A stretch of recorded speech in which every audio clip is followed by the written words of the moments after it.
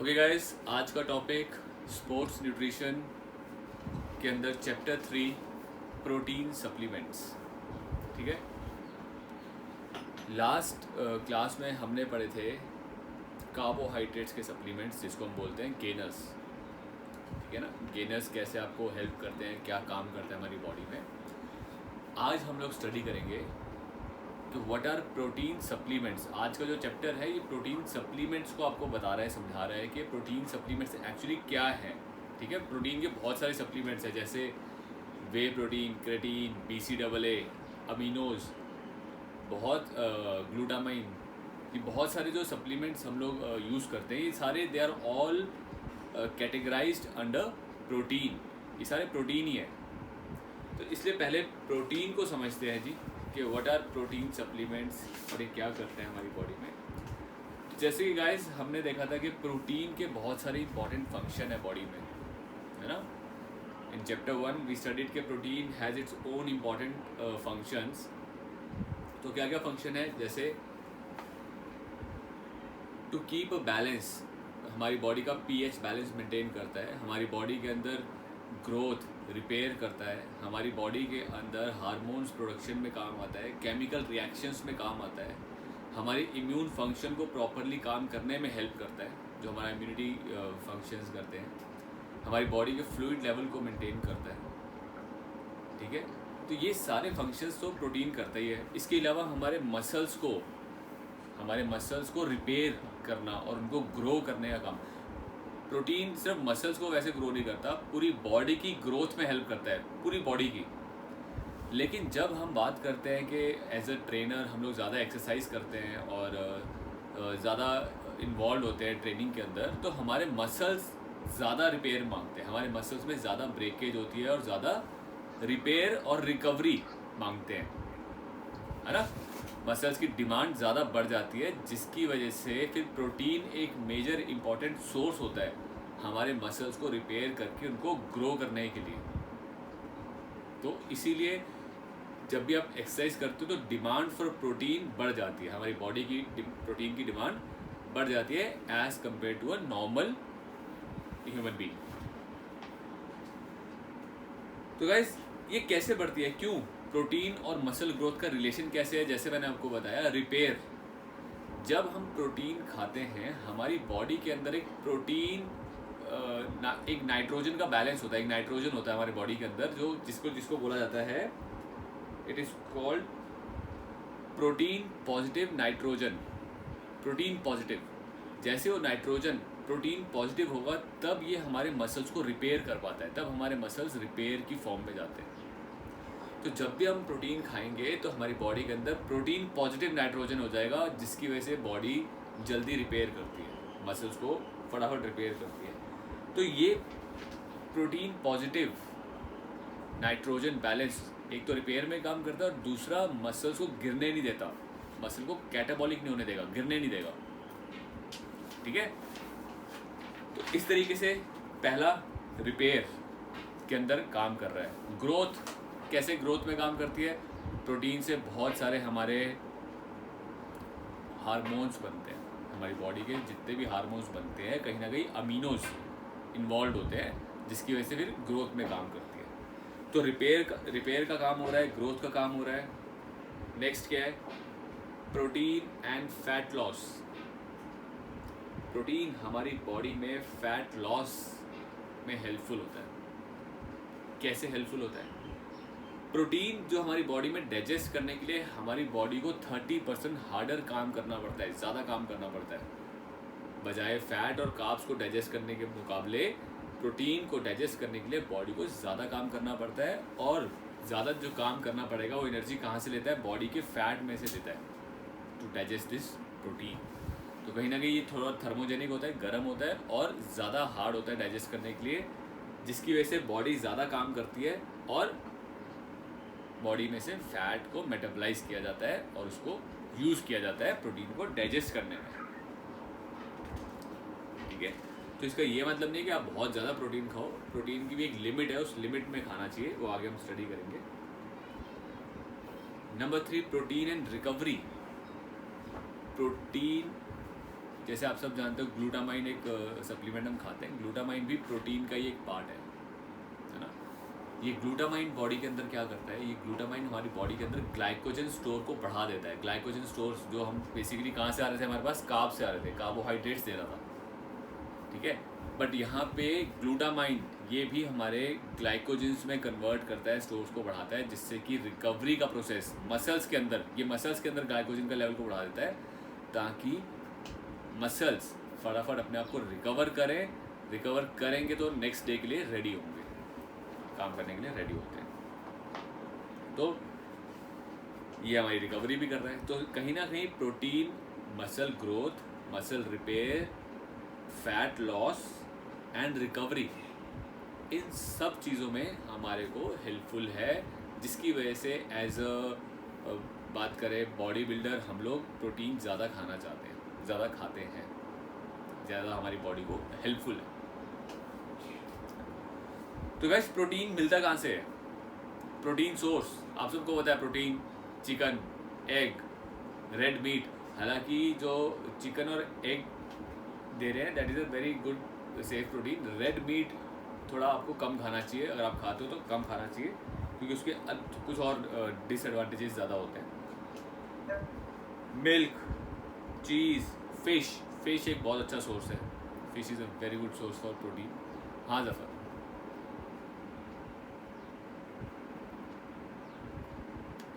जफर आपका hand raise है, कुछ पूछना चाह रहे हो? आई थिंक उसका डिस्कनेक्ट हो गया। ओके, सो आपको बहुत सारे सोर्सेज से प्रोटीन मिल जाता है। वेजिटेबल्स में बहुत सारी वेजिटेबल्स के अंदर प्रोटीन होता है। तो गाइस जब हाँ शेर सिंह बोले। Sir, can you repeat your muscles as related of glycogen?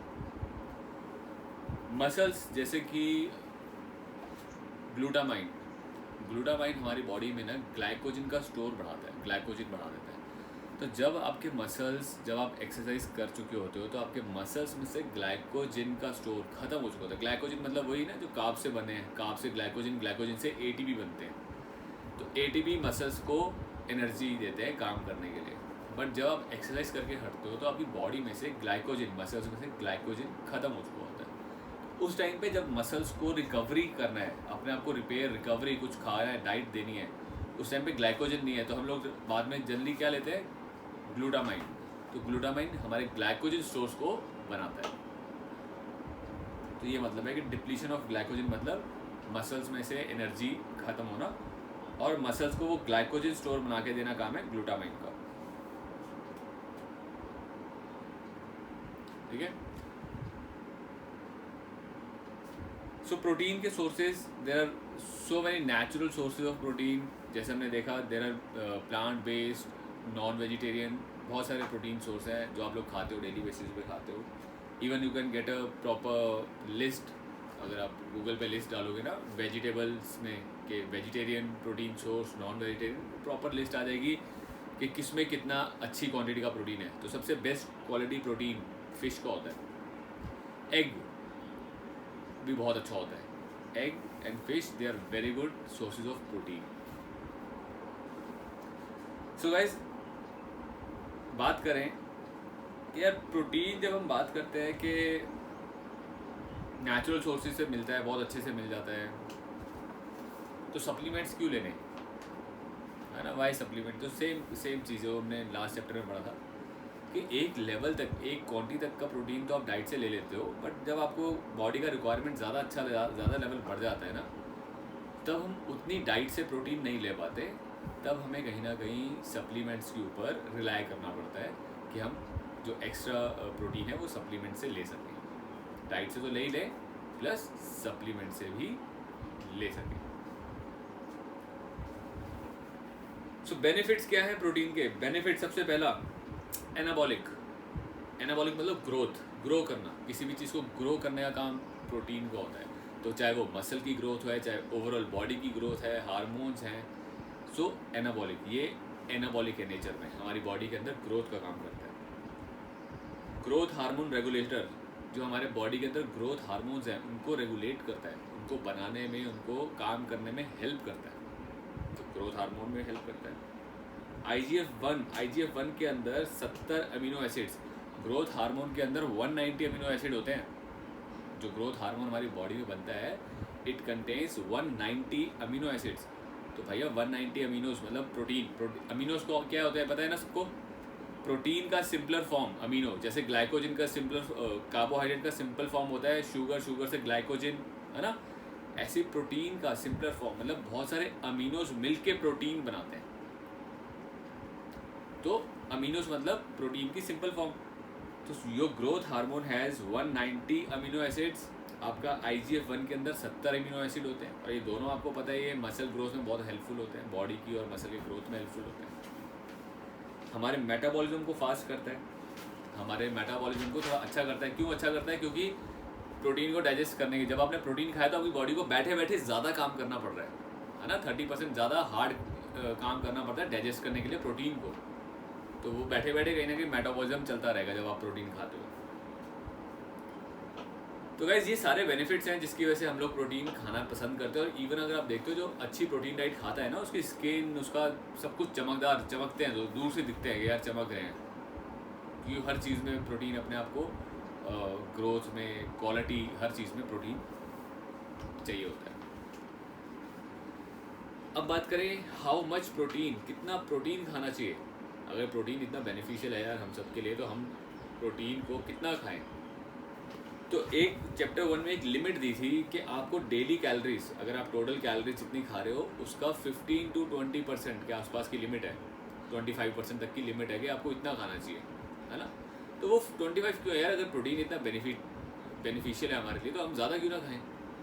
लेकिन वही चीज़ यहाँ पे बताई जा रही है कि प्रोटीन को भी आपको एक लिमिट में खाना है। क्यों? एक लिमिट के बाद अगर प्रोटीन आपकी बॉडी में ज़्यादा जाएगा तो वो फैट में कन्वर्ट हो जाता है, वो फिर अपना काम, प्रोटीन का काम नहीं करता, वो फैट में कन्वर्ट हो जाएगा। तो आप नहीं चाहते कि इतनी महंगी चीज़ प्रोटीन खा रहे हो और वो फैट में कन्वर्ट हो, है ना? तो कितना प्रोटीन आपकी बॉडी में अच्छे से डाइजेस्ट होता है?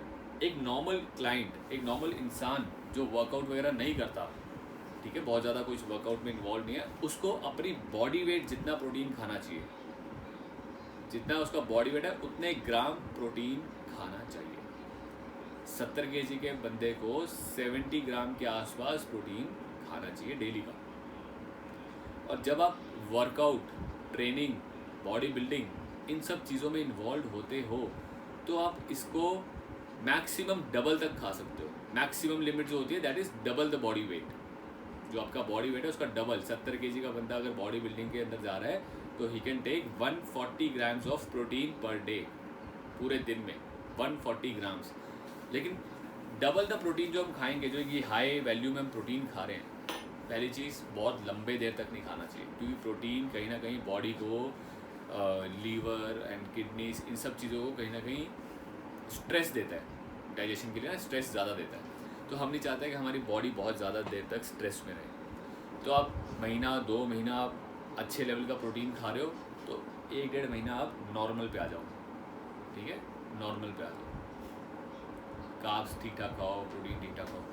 तो किसी भी चीज़ को बहुत लंबे देर तक बहुत ज़्यादा नहीं खाना, ठीक है, उसको एक एवरेज आउट करना है आपको, टाइम टू टाइम बैलेंस करना ज़रूरी है।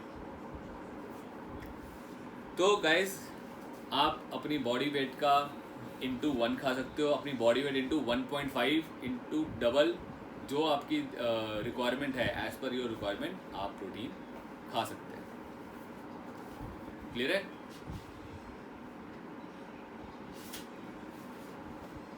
थोड़ा सा यहाँ पे और एक चीज़ बात आपके साथ शेयर करता हूँ। जैसे हम ना आगे फ़ैट लॉस डाइट्स पढ़ते हैं, फ़ैट लॉस के अंदर ना कीटो डाइट्स होती हैं।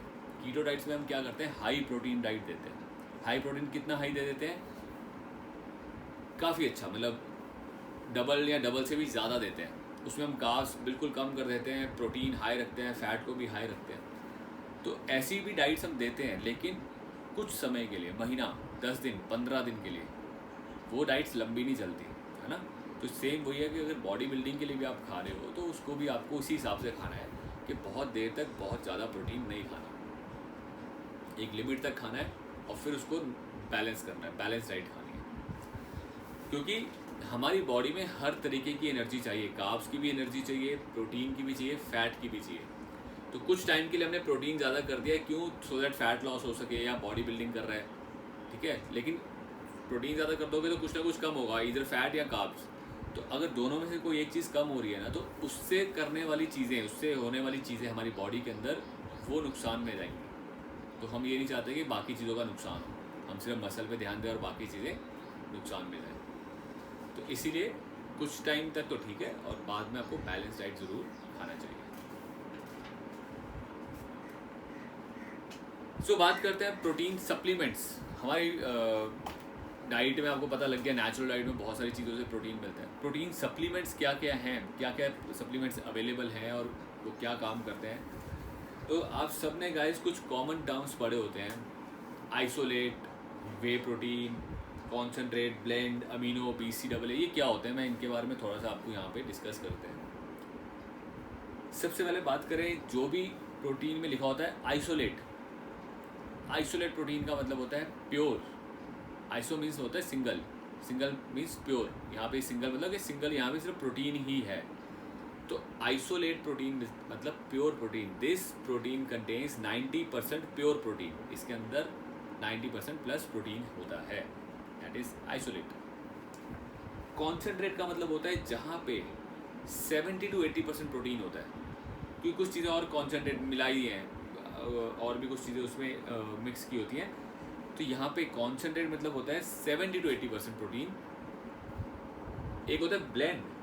ब्लेंड इज कॉन्सेंट्रेट और आइसोलेट को मिक्स कर दिया जाए, अगर 90 और 80 को मिक्स कर दिया जाए तो कहीं ना कहीं 85% प्रोटीन मिलेगा, है ना।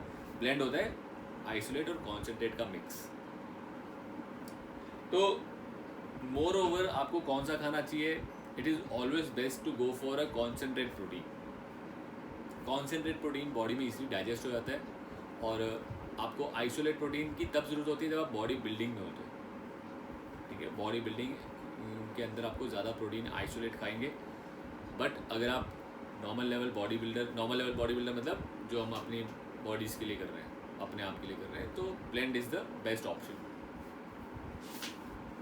ब्लेंड या कॉन्सेंट्रेट कोई भी ले सकते हैं।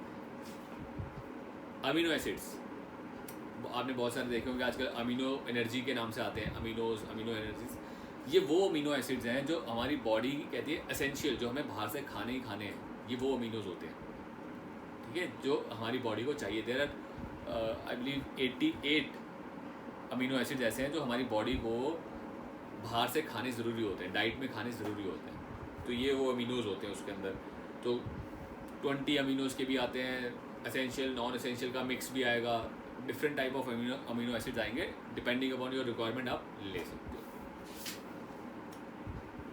BCAA भी काफ़ी कॉमन सप्लीमेंट है। BCAA का पूरा नाम होता है ब्रांच चेन अमीनो एसिड। इसका नाम ब्रांच चेन क्यों होता है? क्योंकि ये एक चेन की, जैसे एक चेन होते हैं ना, ब्रांच में चेन लगी हो, उस तरह का इसका स्ट्रक्चर होता है। इसलिए स्ट्रक्चर की वजह से इसका नाम होता है ब्रांच चेन अमीनो एसिड। ये अमीनो एसिड के अंदर 3 अमीनोज होते हैं, ल्यूसाइन, आइसोल्यूसाइन, वेलाइन। ये 3 अमीनोज से मिलके बनता है, और ये तीनों अमीनोज मेन हमारे मसल्स में ही काम होता है इनका। हमारे मसल्स को ही ये काम करवाते हैं। हाँ शेर सिंह। सर ये अमीनो एसिड है, इसको प्रोटीन्स के अंदर तो होता ही है, पर इसको हम इनिशियल बाहर से भी लेते हैं लिक्विड फॉर्म में। तो दोनों में डिफरेंसेस क्या है? देखो, प्रोटीन के बहुत सारे काम है बॉडी के अंदर।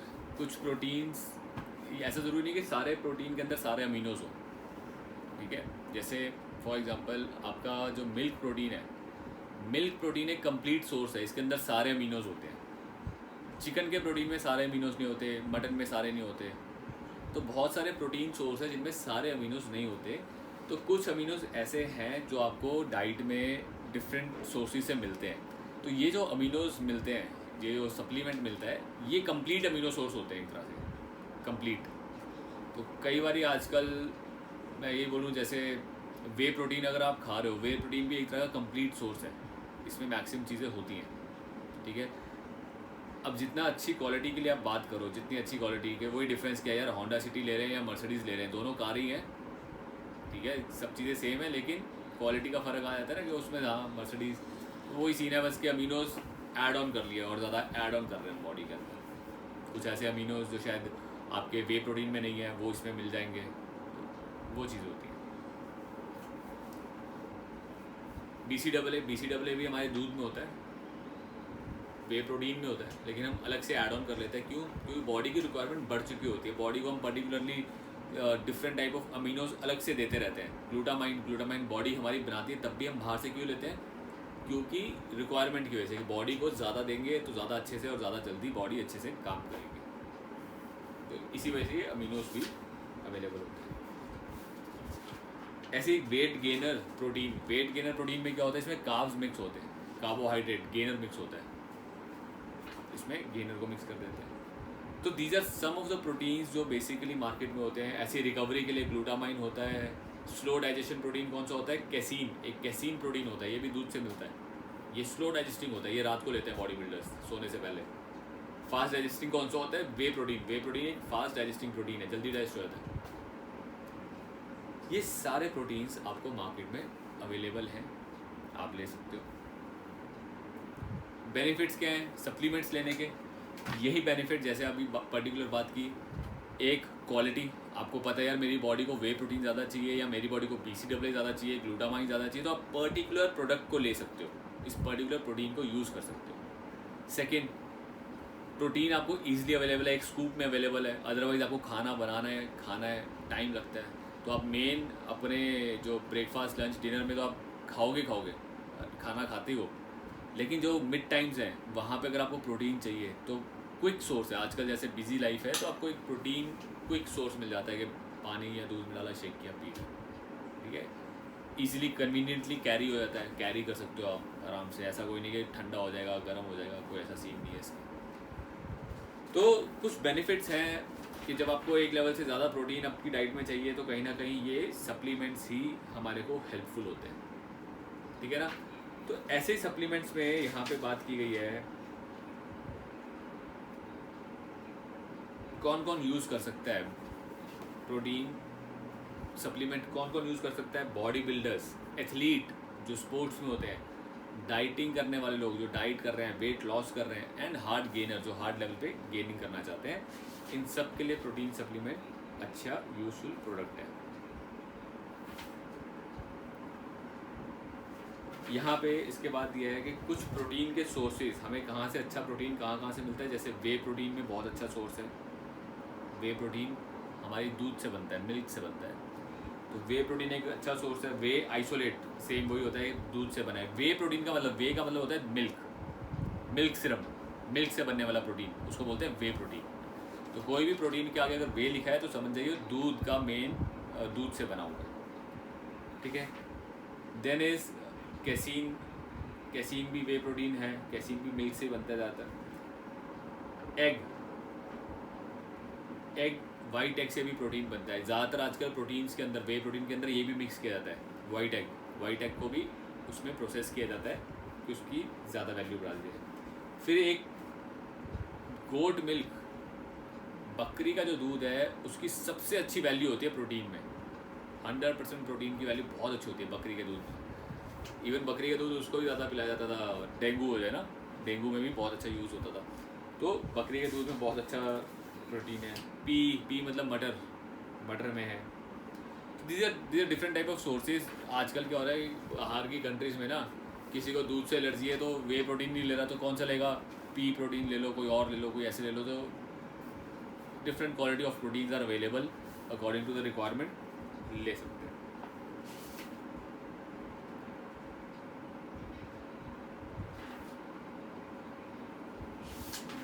ओके, इसमें एक चीज़ मैं आपसे और डिस्कस करता हूँ, बाकी चीज़ें नेक्स्ट चैप्टर में हमारे ऑलरेडी हैं, तो उनको हम नेक्स्ट चैप्टर में कि क्या टाइमिंग होनी चाहिए, कब खाना चाहिए, कि आपको कौन सा प्रोटीन चूज़ करना चाहिए। एक ये इंपॉर्टेंट चीज़ है, चूजिंग द राइट प्रोटीन।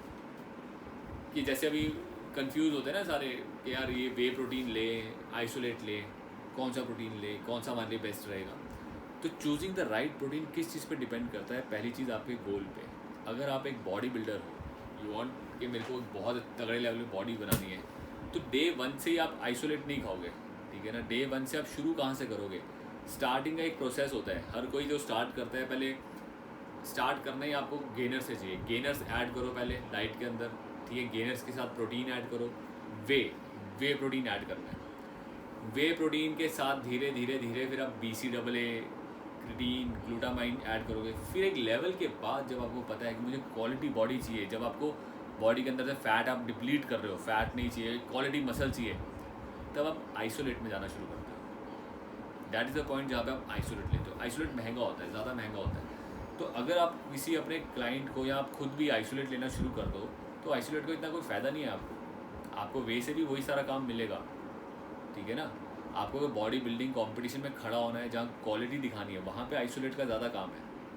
तो इसलिए आपको ज़रूरी नहीं है कि अब मैं आइसोलेट लूँ तो मेरी ज़्यादा बॉडी बनेगी, नहीं। बॉडी तब बनेगी जब आप ज़्यादा एक्सरसाइज, मेहनत, ज़्यादा हैवी वेट पे करोगे, तो अपने आप साइज़ ग्रो करेगा। फिर आप प्रोटीन चाहे वे प्रोटीन खाओ, साइज़ ग्रो करेगा ही करेगा, समझ रहे हो। तो ये प्रोटीन को चूज़ करने के लिए सबसे पहले पैसा कितना है, कितना पैसा, बजट कितना है आपके पास लगाने के लिए, आपका गोल क्या है, उसके अकॉर्डिंग फिर कितने प्रोटीन ऐड करने हैं। सिर्फ एक वे खाऊं या वे के साथ क्रिटीन, BCAA, ग्लूटामाइन, 4 तरीके की और चीज़ें ऐड कर दूं, तो इन सब के ऊपर बात करेंगे जब हम ये सारे प्रोटीन पढ़ लेंगे।